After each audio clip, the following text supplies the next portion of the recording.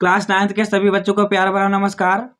आज मैं आपके लिए ट्रांसलेशन का सीरीज लाया हूँ। आपके पेपर में जितने टाइप के क्वेश्चन पूछे जाते हैं, मैं जो है उतने ही टाइप का क्वेश्चन आपके लिए लेकर आया हूँ इस वीडियो में। तो माय डियर स्टूडेंट, पहला क्वेश्चन है राम का भाई। जब दो जीवित प्राणियों का आपस में संबंध बताया जाता है तो जो है हम का के लिए अपस्ट्रॉफी यस का प्रयोग करते हैं। तो यह हमारा इस प्रकार से बनेगा, राम्स ब्रदर, राम का भाई। अगला हमारा सेंटेंस है गुलाब का फूल। जब दो नॉन लिविंग थिंग्स, निर्जीव वस्तुओं का आपस में संबंध बताया जाता है तो का के लिए हम ऑफ का प्रयोग करते हैं। तो यह सेंटेंस हमारा इस प्रकार से बनेगा, द फ्लावर ऑफ रोज। यदि किसी जीवित प्राणियों से संबंध बताया जा रहा है तो आप जो है अपस्ट्रॉफी यस का प्रयोग करेंगे। यदि दो निर्जीव या नॉन लिविंग थिंग्स का आपस में संबंध बताया जा रहा है तो आप जो है ऑफ का प्रयोग करेंगे। तो यह सेंटेंस हमारा इस प्रकार से बनेगा, Ram's brother, the flower of रोज। तो माय डियर स्टूडेंट, यह जो क्वेश्चन है आपको माइंड में सेट कर लेना है। यदि जीवित प्राणियों का आपस में संबंध बताया जा रहा है तो आप जो है अपस्ट्रॉफी यस का प्रयोग करेंगे। यदि दो नॉन लिविंग थिंग्स या निर्जीव वस्तु का आपस में संबंध बताया जा रहा है, हम जो है ऑफ का प्रयोग करेंगे। अगला क्वेश्चन है गंगा की जल। तो यह देखिए हमारा क्या नॉन लिविंग है, इसके लिए हम ऑफ का प्रयोग करेंगे। तो जब हम ऑफ का प्रयोग करते हैं तो जो पहले लिखा होता है उसको हम बाद में लिखते हैं और जो बाद में लिखा होता है हम उसको पहले लिखते हैं। तो हमारा इस प्रकार से बनेगा, the water of Ganga, the water of the Ganga. यह जो सेंटेंस है हमारा इस प्रकार से बन जाएगा, क्योंकि यह जो है नॉन लिविंग थिंग्स, निर्जीव वस्तु से आपस में संबंध बताया जा रहा है। यदि आपको लिविंग थिंग्स से संबंध बताया जा रहा है तो आप जो है अपस्ट्रॉफी एस का प्रयोग करेंगे। यदि नॉन लिविंग थिंग्स से संबंध बताया जा रहा है तो आप जो है ऑफ का प्रयोग करेंगे। अगला क्वेश्चन लिखा हुआ है सीता की बहन। तो सीता हमारा क्या है, लिविंग थिंग्स है, जीवित प्राणी है, इसके लिए हम जो है अपस्ट्रॉफी एस का प्रयोग करेंगे। तो यह सेंटेंस हमारा इस प्रकार से हो जाएगा, सीताज सिस्टर, सीता की बहन। इसको जो हम इस प्रकार से बना लेंगे। तो माय डियर स्टूडेंट, यह जो पैटर्न है आपको यह पैटर्न याद करना है। हो सकता है इसी पैटर्न पर आपके एग्जाम में क्वेश्चन पूछा गया हो। यह जो पैटर्न है बहुत ही इंपॉर्टेंट पैटर्न है, आपको इस पैटर्न को अच्छे से माइंड कर लेना है। यदि इस पैटर्न पर कोई भी क्वेश्चन आपको दिया जाए, आप जो है बहुत ही आसानी से कर सकते हैं यदि आप इस पैटर्न को अच्छे से रिवाइज कर लेते हैं। अगला हमारा सेंटेंस है, आपको अंग्रेजी कौन पढ़ाता है। यह जो टेंस है प्रेजेंट इंडिफिनिट है, इसका ट्रांसलेशन इस प्रकार से बनेगा, हु टीचेस यू इंग्लिश। इसको जो है मैंने आपको क्लास में डिटेल में डिस्कस किया हुआ है।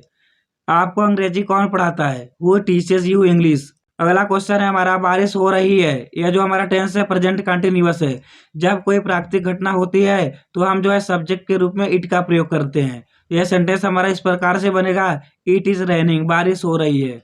अगला क्वेश्चन है, वह किताब पढ़ रहा है। यह हमारा जो टेंस है प्रेजेंट कंटिन्यूअस, इसका जो ट्रांसलेशन इस प्रकार से बनेगा, he is reading a book, वह किताब पढ़ रहा है।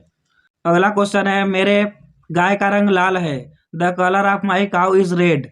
यह जो है इसका ट्रांसलेशन आप इस प्रकार से कर लेंगे। यह जो पैटर्न है, मेरे गाय का रंग लाल है, the colour of my cow is red, इस पैटर्न को आपको याद कर लेना है अच्छे से। इसी तरीके के हो सकता है आपके एग्जाम में क्वेश्चन पूछा गया हो। माय डियर स्टूडेंट, यह मोस्ट इंपॉर्टेंट क्वेश्चन है, मेरे गाय का रंग लाल है, the colour of my cow is red. अगला क्वेश्चन है, वह एक किसान है, ही इज अ फार्मर। अगला सेंटेंस लिखा हुआ है, मेरे गांव में एक बंदर था।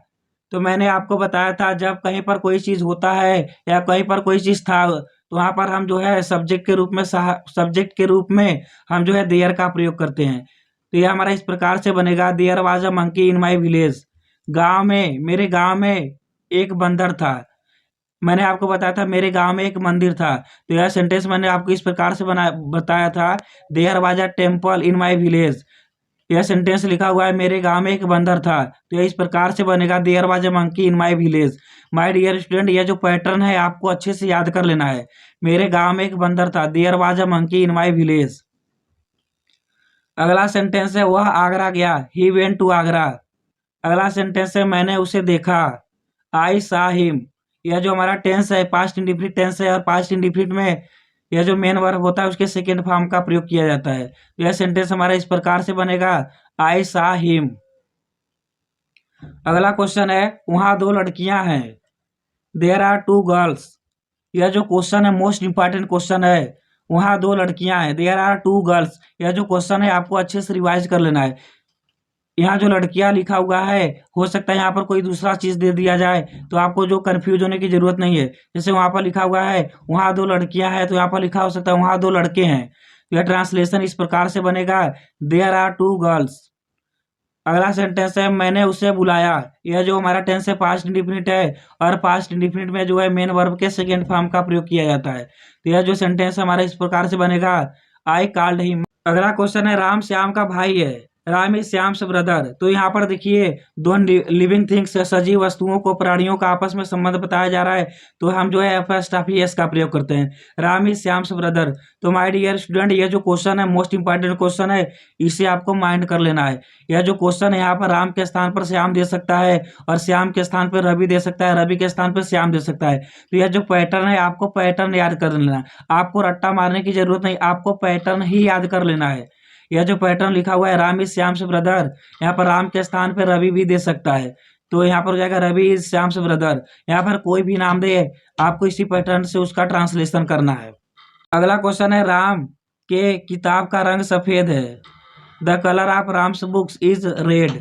तो देखिए राम की किताब का बताया गया है, तो यहाँ पर सजीव प्राणियों का आपस में संबंध बताया गया है, तो यहाँ पर जो है हम एपॉस्ट्रॉफी एस का प्रयोग करेंगे। राम की किताब का रंग सफेद है, the colour of Ram's book is red, the colour of Ram's book is red. तो माय डियर स्टूडेंट, यह क्वेश्चन भी मोस्ट इंपॉर्टेंट है, यह क्वेश्चन भी मोस्ट इंपॉर्टेंट है। हो सकता है इसी में से आपके एग्जाम में लगभग 4 या 5 क्वेश्चन पूछा गया हो। तो माय डियर स्टूडेंट, यह जो मेरा ट्रांसलेशन का सीरीज है, इसमें मैंने आपसे लगभग 15-20 क्वेश्चन को आपको सॉल्व कराया है। यदि आप इस क्वेश्चन को अच्छे से रिवाइज कर लेते हैं, या इस पैटर्न को अच्छे से याद कर लेते हैं, तो मैं गारंटी के साथ कह सकता हूँ कि इसी पैटर्न पर इसी में से आपके एग्जाम में क्वेश्चन पूछा जाएगा। तो माय डियर स्टूडेंट, इस क्वेश्चन को, यह जो ट्रांसलेशन है, आप इसको जो है किसी प्रकार से नजर अंदाज नहीं कर सकते हैं। हो सकता है इसी में से आपके एग्जाम में क्वेश्चन पूछा गया हो। तो माय डियर स्टूडेंट, मैं अपना वीडियो इसी पर समाप्त करता हूं। Thanks for watching this video, you are most welcome on my channel. Thank you.